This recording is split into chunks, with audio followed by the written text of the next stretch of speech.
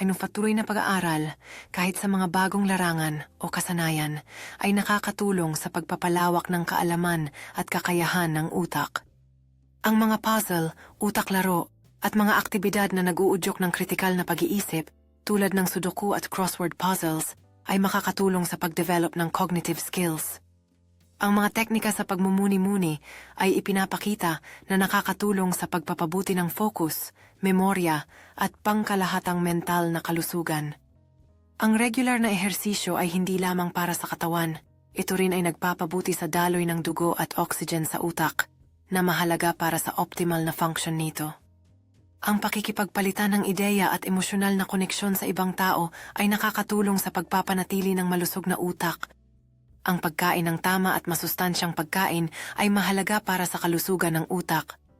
Mga pagkain tulad ng isda, mani, berries, at mga gulay